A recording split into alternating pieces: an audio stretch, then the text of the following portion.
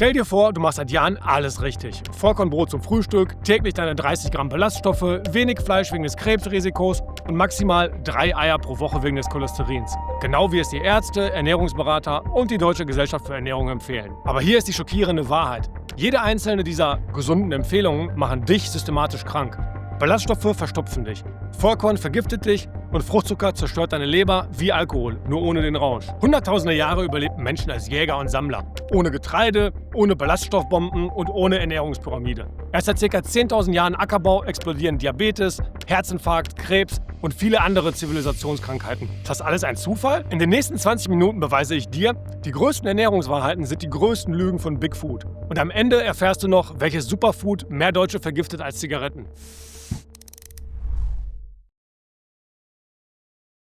Hi, ich bin der Arthur von Life Algorithm. Mit 45 Jahren bin ich fitter, als ich es mit 30 war. Mit nur 3 Stunden Training pro Woche, ohne teure Supplemente und 100% natürlich. Aber das war nicht immer so. Vor meiner Ernährungsumstellung litt ich unter extrem starken Heuschnupfen, einer chronischen Knieentzündung und hatte so starke Verdauungsprobleme, dass ich durch eine Dr. Google-Recherche sogar dachte, dass ich Darmkrebs habe. Die Darmspiegelung Ende 2019 war zum Glück unauffällig, aber die Symptome blieben. Bis ich anfing, die heiligen Kühe der Ernährungswissenschaft zu hinterfragen. Heute ist mein Heuschnupfen fast komplett weg, die chronische Knieentzündung geheilt, meine Verdauungsprobleme weg und meine Prostata wieder um 18% geschrumpft, wie ich in diesem Beitrag auch sage. Obendrauf ist mein Körperfettanteil niedriger als je in meinem Leben zuvor. Wie das möglich war? Indem ich aufgehört habe, den größten Ernährungsschwindel der Geschichte zu glauben. Mehr Details über meine einfache Strategie lernst du in dieser YouTube-Playlist auf meinem Kanal. Heute entlarven wir 5 Dogmen, die Millionen Deutsche krank machen. 1. Warum Ballaststoffe der größte Ernährungsschwindel der Geschichte sind. 2. Wie die Anti-Fleisch-Propaganda dich systematisch schwächt. 3. Weshalb die Eierangst eine 60 Jahre alte Lüge ist. 4. Warum Vollkorn dich nicht gesünder, sondern kränker macht. Und 5. Wieso Fruchtzucker gefährlicher ist als weißer Zucker. Bist du bereit, alles zu hinterfragen, was du über gesunde Ernährung zu wissen glaubst? Ich fordere dich heraus, für die nächsten Minuten vollkommen offen zu sein. Denn unser Gehirn neigt dazu, an alten Überzeugungen festzuhalten, selbst wenn sie uns schaden.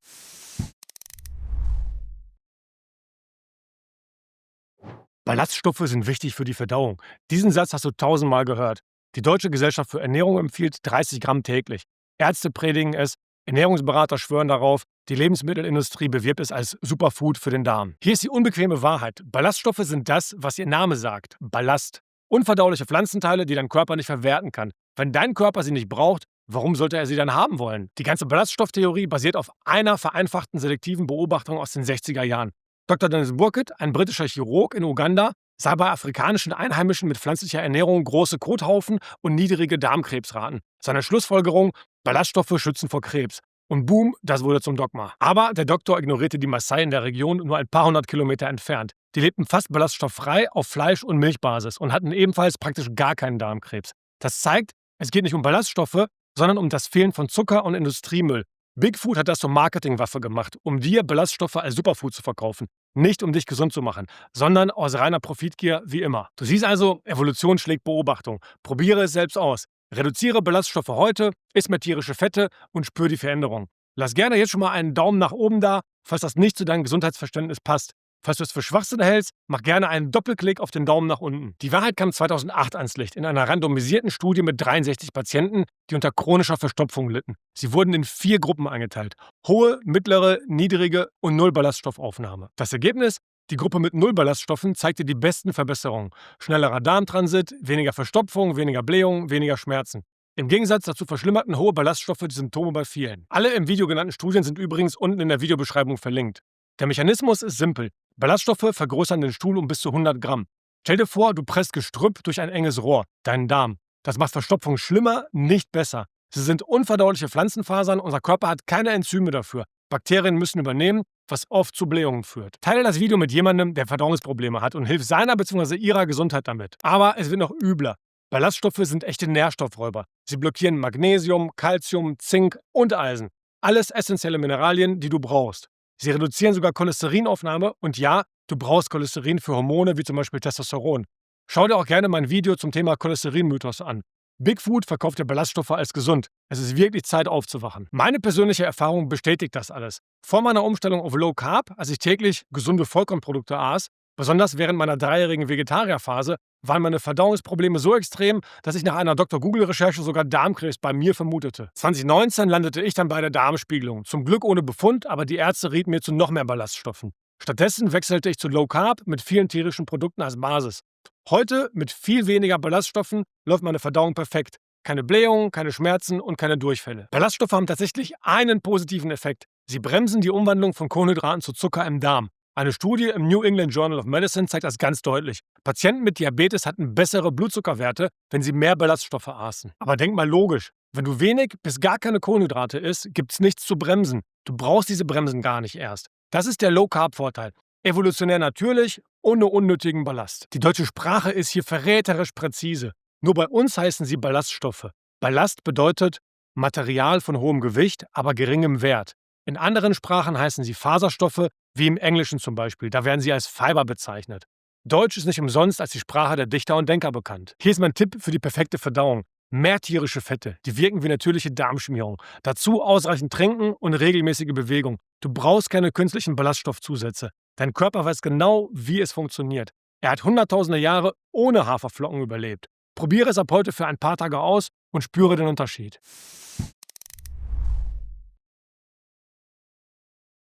Rotes Fleisch verursacht Krebs. Diesen Satz kennst du bestimmt. Seit 2015 haben Millionen Menschen Angst vor ihrem Steak. Die WHO hat rotes Fleisch als wahrscheinlich krebserregend eingestuft. Verarbeitetes Fleisch sogar als krebserregend, in derselben Kategorie wie Zigaretten. Aber Moment mal. Diese Einstufung basiert nicht auf kontrollierten Studien. Sie basiert auf Beobachtungen, der schwächsten Art von Wissenschaft. Man hat Fleischesser mit gesundheitsbewussten Menschen verglichen. Die machen auch mehr Sport, rauchen nicht und trinken weniger Alkohol. Klar sind die gesünder. Aber liegt das wirklich am Fleisch? Rotes Fleisch steht in derselben, wahrscheinlich krebserregenden Gruppe wie Aloe Vera und Koffein. Verarbeitetes Fleisch neben Zigaretten, als wäre eine Salami genauso gefährlich wie Zigaretten. Das zeigt dir, nicht alles, was wissenschaftlich klingt, ist auch sinnvoll. Aber es wird noch absurder. Lass uns mal die anderen Fleischmythen anschauen, die dir Angst machen sollen. Was ist mit Gicht zum Beispiel? Man sagt, das kommt vom Fleisch. Ja, Fleisch liefert Bausteine für Harnsäure. Aber dein Körper ist darauf perfekt eingestellt, Harnsäure einfach wieder auszuscheiden. Stell dir deinen Körper wie eine Badewanne vor. Die Harnsäure ist das Wasser, das aus dem Hahn tröpfelt. Normalerweise fließt es durch den offenen Abfluss einfach ab. Kein Problem. Der wahre Bösewicht hier ist Zucker. Zucker ist wie ein Gummistopfen, den du in den Abfluss rammst. Plötzlich kann das Wasser nicht mehr abfließen, der Pegel steigt und die Wanne läuft über. Das ist Gicht. Die Frage ist also, ist das tropfende Wasser das Problem oder der Stopfen im Abfluss? Der wahre Feind bei Gicht ist also nicht das Steak, sondern die Cola dazu. Und genau das gleiche falsche Spiel erleben wir beim Thema Rheuma. Man sagt dir, Fleisch fördert Rheuma. Aber was ist Rheuma eigentlich? Im Kern ist es eine Krankheit, bei der dein Körper von Entzündung geplagt wird. Die Gelenke schmerzen, weil sie innerlich brennen. Und jetzt kommt der entscheidende Punkt. Man gibt dem Fleisch die Schuld an diesem Feuer. Dabei sind die wahren Brandstifter in deiner Ernährung ganz andere. Zucker, Getreide und schlechte Pflanzenöle. Sie sind es, die jeden Tag Öl in dein Entzündungsfeuer gießen. Hochwertiges Fleisch hingegen liefert die Bausteine für die körpereigene Feuerwehr. Es gibt deinem Körper die Proteine und gesunden Fette, die er dringend braucht, um diese Entzündung aktiv zu bekämpfen und die Schäden zu reparieren. Fleisch ist also nicht der Brandstifter, sondern die Feuerwehr, die den Brand löscht. Und diese verdrehte Sichtweise führt uns direkt zum nächsten Mythos, den fast jeder im Kopf hat. Hähnchenbrust ist am gesündesten und Schweinefleisch ist schlecht. Dahinter steckt die pure Panik vor Fett. Man hat uns jahrzehntelang eingetrichtert, Fett ist der Feind. Also zwingen sich alle, trockene, magere Hähnchenbrust zu essen und wundern sich, warum sie nicht satt werden und das Essen nach nichts schmeckt. Das soll nicht bedeuten, dass Hähnchenbrust schlecht ist, das soll nur zeigen, dass wir dogmatisiert sind und panische Angst vor Fett haben. Was war unsere Reaktion auf die Low-Fat-Propaganda? Wir haben das Fett reduziert und die Kohlenhydrate erhöht. Und was ist passiert? Sind wir dünner und gesünder geworden oder dicker und ungesünder? Dabei schreit dein Körper nach Fett. Es ist ein entscheidender Energielieferant und der wichtigste Baustein für deine Hormone. Und das Schweinefleisch, das leidet unter genau demselben schlechten Ruf. Aber auch hier gilt, das Problem ist nicht das Tier, sondern die Haltung. Ein Schwein von einem Bauernhof, das ein artgerechtes Leben hatte, liefert fantastisches, nährstoffreiches Fleisch. Vergiss diese falschen Hierarchien. Die Wahrheit ist, Fleisch ist ein absolutes Kraftwerk. Es liefert dir Vitamin B12, das es in Pflanzen überhaupt nicht gibt. Es liefert dir Eisen, das dein Körper viel besser aufnehmen kann als aus pflanzlichen Quellen. Es liefert Kreatin für dein Gehirn, Carnitin für die Fettverbrennung und alle Bausteine, die du für starke Muskeln brauchst. Wenn Fleisch also so gut für uns ist, warum hören wir dann ständig das Gegenteil? Fragen wir uns doch mal, wer profitiert von dieser Anti-Fleisch-Propaganda? Warum wird Fleisch so schlecht gemacht? Schauen wir uns die Zahlen an. Hochverarbeiteter Pflanzenbrei ist billig zu produzieren und bringt riesige Gewinne. Eine Packung Haferflocken kostet in der Herstellung Centbeträge, wird aber als Superfood teuer an dich verkauft. Jetzt setzen wir mal den Aluhut auf. BlackRock, der größte Vermögensverwalter der Welt, der ca. 12 Billionen Dollar verwaltet, ist in fast alle großen Lebensmittel- und Pharmakonzerne investiert. Wenn Menschen durch fleischarme Ernährung Mangelerscheinungen bekommen, brauchen sie nicht nur Nahrungsergänzungsmittel, sie brauchen auch Medikamente gegen Diabetes, Herzkrankheiten und andere Zivilisationskrankheiten. Das perfekte Geschäftsmodell. Erst verkaufst du ihnen die Ursache der Krankheit, dann die Behandlung dafür. Doppelt abkassiert. Schauen wir uns aber echte Beweise an. Die Inuit lebten Jahrtausende lang von 99% Fleisch, praktisch ohne Krebs, bis die westliche Ernährung kam. Die Maasai ernähren sich von Blut, Milch und Fleisch und sind außergewöhnlich gesund. Die Samburu-Krieger kennen keine Zivilisationskrankheiten. Deshalb ist mein Tipp ganz einfach. Vergiss die Panikmache. Konzentriere dich auf eine einzige Sache. Qualität. Iss Fleisch von Tieren, die ein gutes Leben hatten. Weiderind statt Massentierhaltung. Dann ist Fleisch nicht nur sicher, sondern das gesündeste und wichtigste Lebensmittel für dich. Teile das Video mit jemandem, der immer noch glaubt, Tofu sei gesünder als Steak.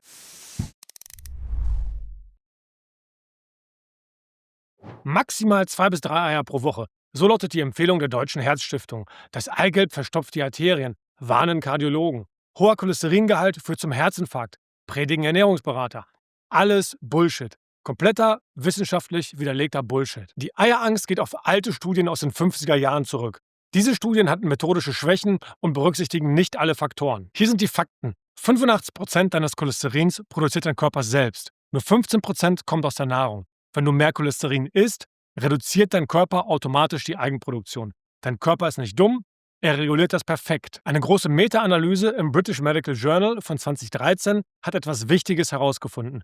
Die Forscher haben 8 verschiedene Studien zusammengefasst. Dabei haben sie über 3 Millionen Menschen untersucht. Das Ergebnis? Eier schaden dem Herzen nicht. Null, nada, nichts. Die Forscher haben über 5800 Herzinfarkte analysiert. Menschen, die täglich Eier gegessen haben, hatten genauso wenig oder genauso viel Herzprobleme wie Menschen, die fast nie Eier gegessen haben. Noch besser, bei Schlaganfällen sah es sogar gut aus für die Eieresser. Sie hatten deutlich weniger Schlaganfälle.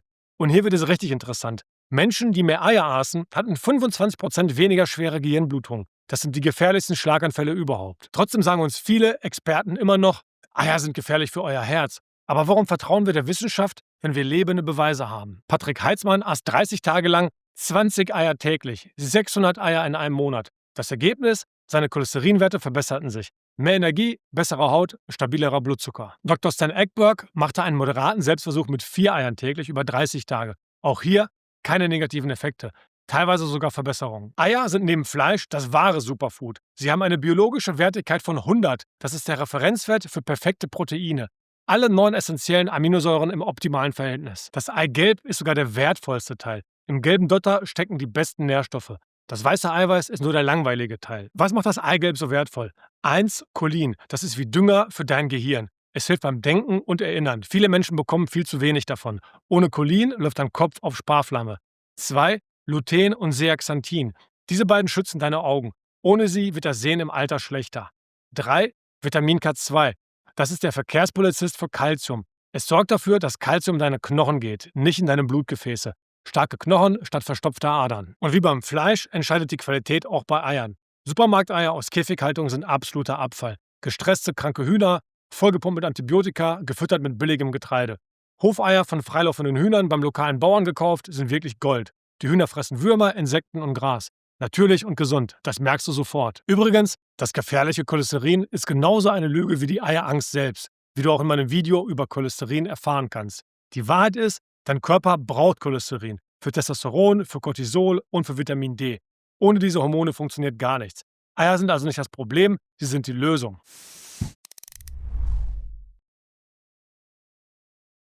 Vollkorn beugt Herzerkrankungen vor. 50% deiner Kalorien sollen aus Getreide kommen.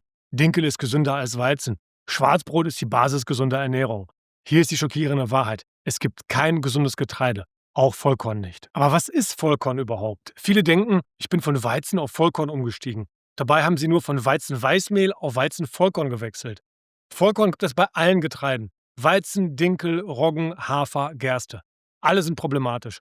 Vollkorn ist nur weniger ungesund als Weißbrot, das ist aber wirklich ein erbärmlicher Standard. In einer Studie von 2018 wurden verschiedene kommerzielle Vollkornbrote verglichen in Bezug auf den Blutzuckeranstieg. Das Ergebnis war ernüchternd. Vollkornbrot hatte einen Blutzuckerwert von ca. 56, während Weißbrot bei 72 lag. Klingt gut, ist es aber nicht. Denn beides startet die Blutzuckerachterbahn, bei Vollkorn ist die Achterbahn nur etwas weniger steil. Zum Vergleich, Brokkoli hat einen Wert von nur 15, Fleisch von 0. Sowohl Weißbrot als auch Vollkornbrot lassen deinen Blutzucker massiv ansteigen. Vollkorn ist also nur weniger schlecht, aber definitiv nicht gesund. Das eigentliche Problem: Hunderttausende Jahre lebten Menschen ohne Getreide. Ackerbau gibt es erst seit ca. 10.000 Jahren. Das ist nur ein Augenschlag in unserer Evolution. Viel zu kurz für Anpassung. Was passiert denn mit der Einführung von mehr Getreide in unserer Ernährung? Studien zeigen, Menschen wurden durchschnittlich 5 bis 12 Zentimeter kleiner, lebten kürzer, bekamen mehr Karies und schwächere Knochen. Weltweit dasselbe Bild.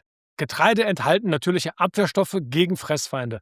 Diese Lektine können die Darmwand schädigen und Nährstoffe blockieren. Vollkorn enthält sogar mehr dieser Antinährstoffe als Weißmehl. Besonders Phytinsäure, die Mineralien wie Zink und Eisen bindet. Und dann noch ein Wort zu Dinkelbrot, das teure Zeug aus dem Supermarkt. Es kostet doppelt so viel wie normales Brot. Und warum? Weil Dinkel als Urweizen vermarktet wird. Viele Menschen denken sich, Urweizen klingt uralt und natürlich. Das muss gesund sein. Aber das ist auch eine Marketinglüge. Dinkel ist kein Urweizen. Er ist ein moderner Hybrid, genau wie der Weizen heute. Der Glutengehalt ist identisch hoch und die schädlichen Stoffe sind auch alle drin. Du zahlst also mehr Geld für das exakt gleiche Problem. Und dann ist da noch das Vollkornbrot im Supermarkt. Das ist der zweite Betrug. Echtes Vollkorn hält nur wenige Tage. Dann wird das Keimöl ranzig. Deshalb gibt es im Supermarkt gar kein echtes Vollkorn. Stattdessen macht die Industrie Folgendes: Sie zerlegt das Korn in Einzelteile, entfernt die wertvollen Keime und klebt dann alles künstlich zusammen mit Zusatzstoffen. Ergebnis: Vollkorn steht auf der Packung, Industriebetrug ist drin. Meine Erfahrung ohne Getreide: Mein Heuschnupfen ist weg und meine Knie fühlen sich wieder an wie mit 25. Getreide sind Entzündungstreiber. Punkt. Die Lösung: 1. Brot durch selbstgebackenes Low-Carb-Brot ohne Getreide ersetzen. 2. Pasta mit Zucchini-Nudeln tauschen. 3. Pizza nach meinem Rezept backen. Das Brot- und Pizzarezept findest du in meinem Video und auf meiner Webseite. 10.000 Jahre Getreide waren ein Fehler. Zeit, ihn zu korrigieren. Schreib mir gerne unten in die Kommentare, welches Getreide wirst du als erstes streichen.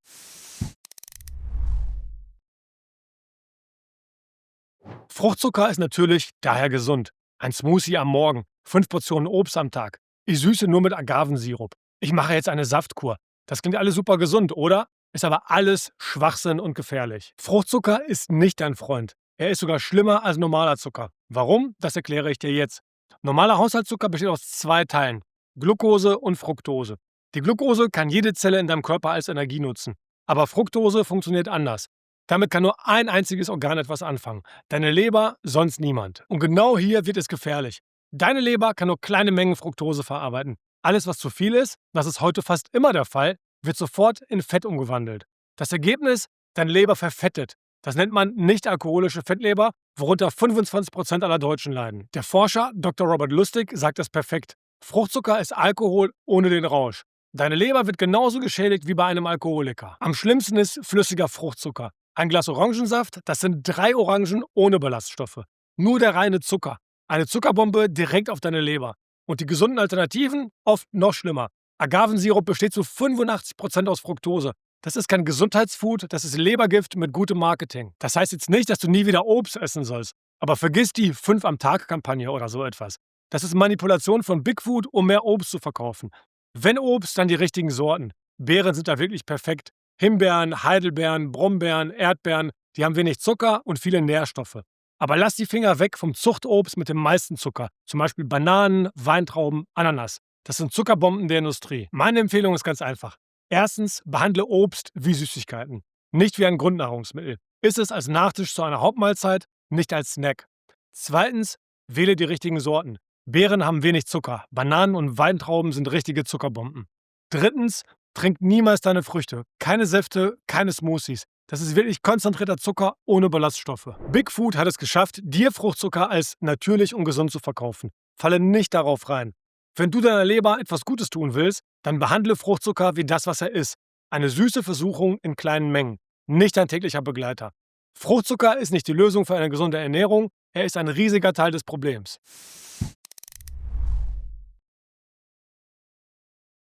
Fassen wir zusammen, was du in den letzten 20 Minuten gelernt hast. Erstens, Ballaststoffe sind Ballaste, die Verstopfung verursachen und Nährstoffe rauben, statt zu heilen. Zweitens, Fleisch ist das einzige komplette Lebensmittel der Welt mit perfekten Proteinen, allen essentiellen Nährstoffen und 90 bis 95% Bioverfügbarkeit. Drittens, Eier sind Superfood pur mit biologischer Wertigkeit von 100. Patrick Heitzmann 600 Eier-Experiment bewies, Cholesterin aus der Nahrung ist harmlos, dein Körper reguliert es perfekt. Viertens, Vollkorn ist weniger ungesund als Weißbrot, aber immer noch ungesund. Gluten, Lektine und Phytinsäure schädigen jeden Menschen. Fünftens, Fruchtzucker geht direkt zur Leber wie Alkohol, macht Fettleber, umgeht das Sättigungshormon und ist süchtig machend. Fruchtsäfte sind flüssige Süßigkeiten ohne Ballaststoffe. Was haben alle 5 Dogmen gemeinsam? Sie machen dich nicht gesund, sie machen andere reich. Big Food, Big Pharma und Big Media verdienen Milliarden daran. Schau dir das mal an. Fast 30% aller TV-Werbung in Deutschland kommt von Lebensmittel- und Pharmakonzernen. Jeden Tag bombardieren sie uns mit ihren Botschaften. Aber die Wahrheit ist einfach. Iss wie deine Urgroßeltern. Fleisch, Eier, gesunde Fette, grünes Gemüse. Mehr nicht. Dein Körper weiß instinktiv, was gut für ihn ist. Die Industrie weiß nur, was sie verkaufen will. Hör auf deinen Körper, nicht auf deren Marketing. Das war erst der Anfang. Diese 5 Dogmen sind nur die Spitze des Eisbergs. In der Telegram-Community haben wir über 25 Dogmen abgestimmt und dies waren nur die Top 5. Daher werde ich einen zweiten Teil zu dem Thema machen, in dem ich mindestens 5 weitere Ernährungslügen entlarven werde, die uns krank machen. Falls dir dieses Video die Augen geöffnet hat, dann gib ihm jetzt einen Daumen nach oben. Falls nicht, dann einen Doppelklick auf den Daumen nach unten. Fast 80% meiner Zuschauer sind immer noch nicht abonniert. Falls du dazugehörst, abonniere jetzt kostenlos für mehr Gesundheit. Welches Dogma hat dich am meisten schockiert? Schreib es gerne unten in die Kommentare. Und teile dieses Video mit jemandem, der immer noch an diese Ernährungsmärchen glaubt. Die Wahrheit verdient es, gehört zu werden. Da du tapfer bis zum Ende dran geblieben bist, kommt hier als Bonus ein Spoiler über die 5 Dogmen im nächsten Video für dich. 1. Haferflocken sind das gesündeste Frühstück. 2. Gesättigte Fette sind schlecht und ungesättigte sind gut. 3. Milch ist gesund für die Knochen. 4. Kohlensäure bzw. Sportgetränke sind schädlich bzw. nötig. 5. Viele kleine Mahlzeiten sind besser als wenige große. Bis dahin, hinterfrage alles, glaube nichts blind und iss wie deine Vorfahren. Denk dran, Gesundheit ist eine bewusste Entscheidung. Peace out.